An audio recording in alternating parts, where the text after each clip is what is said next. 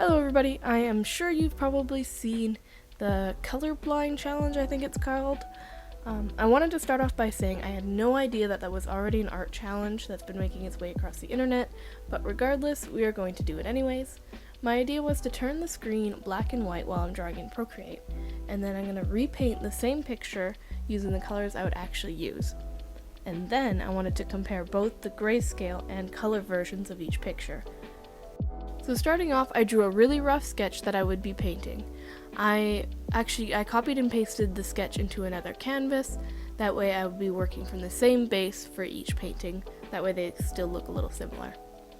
I went back and forth for a while on what I would actually paint. I was originally going to do a dragon, because that's my comfort zone, but I ended up going with a landscape.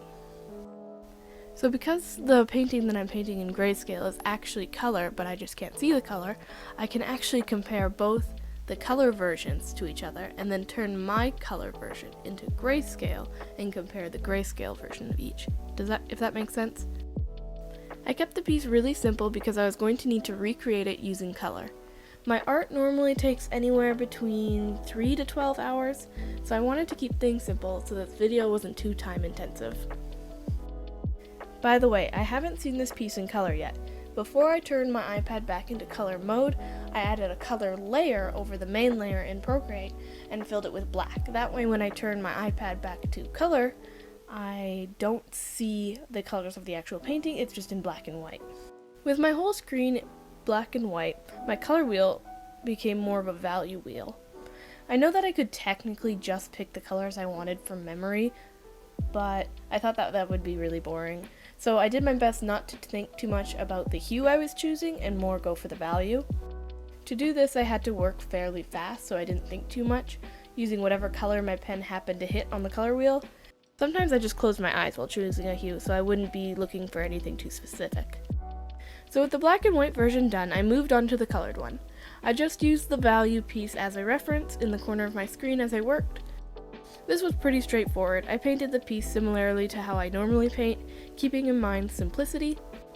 I still haven't seen the black and white painting in color, so I'm really excited to see it. Because I had a reference for this piece, it really didn't take long to finish. I think it was about an hour and a half. It would have been a lot shorter if I didn't somehow forget that orange is warmer than yellow. I was trying to put cooler colors in the background, but I ended up putting a orangey brown in the back furthest hill, and then put a yellowy brown on the closer hill, and which totally threw off everything. And I don't know how I did this, sometimes you just make dumb mistakes, but after switching that, the piece came together really quickly.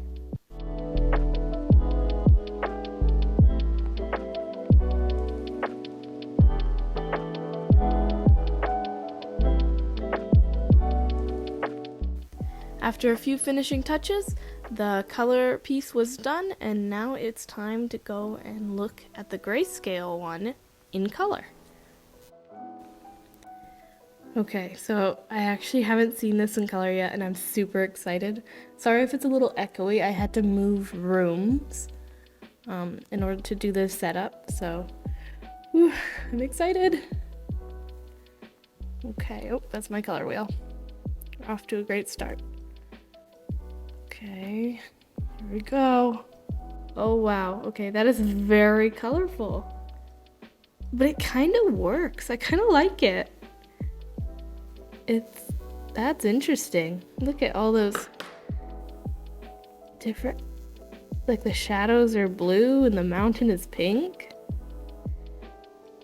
You can still kind of tell what it is. Somehow the trees and grass happen to be green. I didn't plan for that, it just kind of happened. I think I really like this corner cloud right here with the warm and then the purple and then the white. I think that's a pretty cool look. Wow, okay. Well, let's compare this to our other color version, and then we're gonna turn them both into black and white and see how close we got the values. All right, here we go. So I'm gonna start with just adding my original color version onto the screen, and so we could look at that, and then I'm going to compare it to its black and white version. So you can see that there's actually quite a bit of contrast. Once I turn it to black and white, you can see that the values actually have a very good range, which is surprising because most of the time when you draw in just color, sometimes your values aren't as contrasting as they could be. And so that's why a lot of artists will try to learn grayscale occasionally. And if you're working on a more complex piece, you'll do it in grayscale first and add color after. I've seen that done, but it's very interesting. When I compare the black and white piece to my color version, turned black and white, you can see that my colored version has a lot more contrast than when I was just painting with black and white.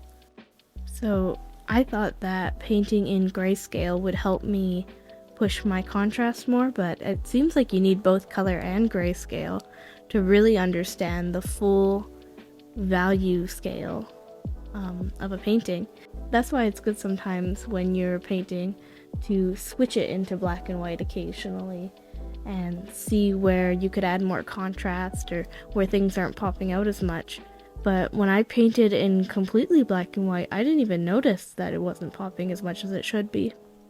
Now comparing my version of color compared to the Colourblind challenge one, there's just so many differences. I don't know which one I like better. I think I like my version better, obviously, because I chose those colors specifically, but I think the other one's pretty cool too. I like that it just is so bright and colorful, and you could tell how much color affects the mood of a piece. With all those almost psychedelic colors, it just seems so whimsical and bright, like maybe a children's book, or maybe a child drew this, but the other one feels a little bit more mature, maybe. Alright, so that's it for this video. Let me know which one you like best in the comments below. Bye everyone.